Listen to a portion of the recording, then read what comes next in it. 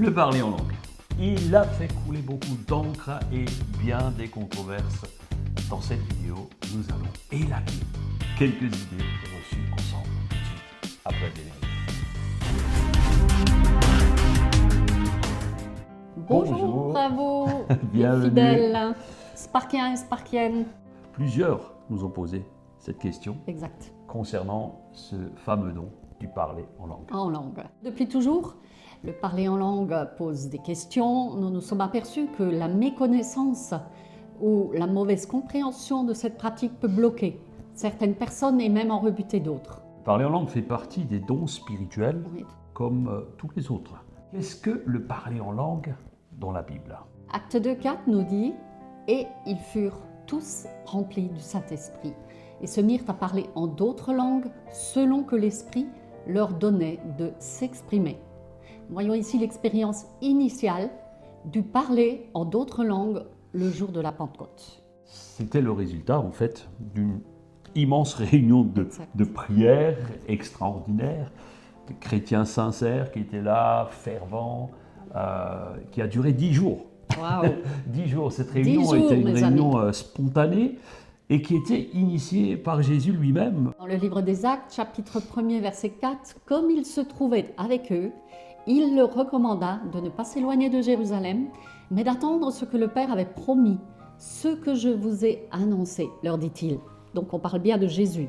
« Car Jean a baptisé d'eau, mais vous, dans peu de temps, vous serez baptisés du Saint-Esprit. » Ce verset nous pousse à une réflexion indirectement liée au parler en langue. Nous voulons souligner une chose importante. Il y a parfois une confusion entre la nouvelle naissance et le baptême du Saint-Esprit. Le baptême du Saint-Esprit se manifeste par le parler en langue et il ouvre les portes sur les autres dons. En fait, plus on parle en langue, plus les dons du Saint-Esprit, d'autres dons vont se développer. La nouvelle naissance est le fait d'accepter Jésus comme sauveur et Seigneur de sa vie. Exact. C'est ce qu'on appelle la conversion. Exactement. Donc on peut dire que c'est une expérience absolument personnelle qui se vit à l'intérieur, mais qui se manifeste ensuite à l'extérieur. La confirmation en fait de cela, c'est le baptême d'eau. Exact. Le baptême d'eau, c'est la... Alors on a quelques vidéos aussi qui parlent du baptême d'eau, on vous invite à les visionner, on vous les mettra en lien. Donc en fait c'est une porte ouverte, le baptême d'eau est une porte ouverte au baptême du Saint-Esprit. Saint-Esprit, exact. La nouvelle naissance nous ouvre la possibilité de recevoir activement le Saint-Esprit et ses dons qui nous sont très utiles. 1 Corinthiens 12, 31 dit « Aspirez aux dons les meilleurs, je vais encore vous montrer une voie par excellence. » Donc, une parenthèse importante, il se peut que le baptême du Saint-Esprit se passe même avant le baptême d'eau. Ce qui était personnellement mon cas. Exact, ça Donc, peut arriver. Ça peut arriver. Alors pour vivre le baptême du Saint-Esprit et obtenir les dons spirituels, il nous faut en avoir vraiment envie. Et pour avoir envie de quelque chose, il faut les comprendre. Il faut comprendre, il faut savoir ce que ça nous procure. Paul disait aux Corinthiens, première épître, chapitre 14, verset 12, « De même vous, puisque vous aspirez aux dons spirituels, que ce soit pour l'édification de l'Église, que vous cherchez à en posséder combien ? Abondamment. Abondamment. » Le Saint-Esprit, vous savez, ne vous forcera pas, il ne forcera jamais personne. Il faut aspirer à ces dons. Posséder les dons spirituels n'est pas une option et ne sert en aucun cas à faire une différence entre des chrétiens de première classe et les autres, mais vraiment pour édifier l'Église. Okay. Il serait donc dommage finalement de se priver de ces dons. C'est ce que nous pensons. C'est un cadeau du Seigneur qui a été acquis pour nous à la croix à un prix très élevé et pour tous. Parce qu'avant la croix, nous voyons que les dons, avant la résurrection, les dons étaient uniquement réservés aux proches de Jésus, aux disciples que nous voyons dans Luc 9, au verset 1er. Il dit « Jésus rassembla les 12 et il leur donna puissance et autorité pour chasser tous les démons et guérir les maladies. Et écoutez bien, il les envoya proclamer le royaume de Dieu et guérir les malades. » Et on peut dire que le résultat était visible. Amen. Les dons spirituels sont à la portée de celui qui croit en Dieu et y aspire. On peut se poser la question, qui peut parler en langue et comment cela fonctionne-t-il ? Cette question de qui peut parler en langue aujourd'hui selon la Bible. C'est un vrai sujet de débat au milieu des chrétiens. Et parfois, ça chauffe un peu. Hein. Alors pourquoi? Eh bien parce que les points de vue varient en fonction des interprétations, oui. des théologies des églises, des traditions aussi des différents mouvements d'église. Alors on peut voir quelques-unes des perspectives que nous connaissons et qui sont encore pratiquées aujourd'hui dans les églises. Alors il faut que vous sachiez que nous respectons la position de chacun. Amen. Alors certains chrétiens croient que le parler en langue est un don du Saint-Esprit disponible pour tous les croyants baptisés du Saint-Esprit. Ça c'est notre position. Et c'est notre position, oui. Notre référence est l'expérience de la Pentecôte dans Acte 2, où l'on voit les disciples qui ont été remplis du Saint-Esprit après avoir obéi à Jésus et attendu. Et ils ont commencé à parler en d'autres langues. Alors pour nous, le parler en langue est une manifestation normale du baptême du Saint-Esprit, après le baptême du Saint-Esprit. Mais nous ne l'associons pas à la doctrine du salut, bien entendu. Nous considérons ce don comme un vrai bonus, pour ceux qui aspirent à le recevoir. Donc on est bien d'accord que ce n'est pas ce qui va nous emmener au ciel plus vite ou qui nous privera finalement du ciel. Pour beaucoup de chrétiens, c'est un indissociable de leur vie de foi.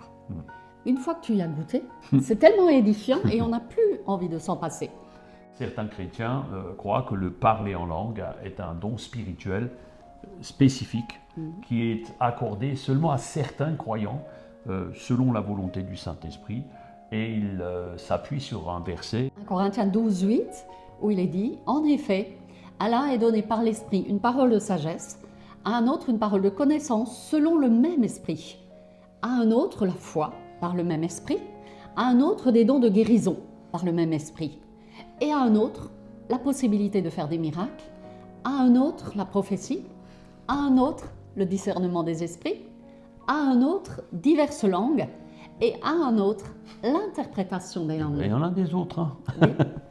Dans 1 Corinthiens 12, 11, un seul et même esprit opère toutes ces choses et les distribue à chacun en particulier comme il veut. Exact.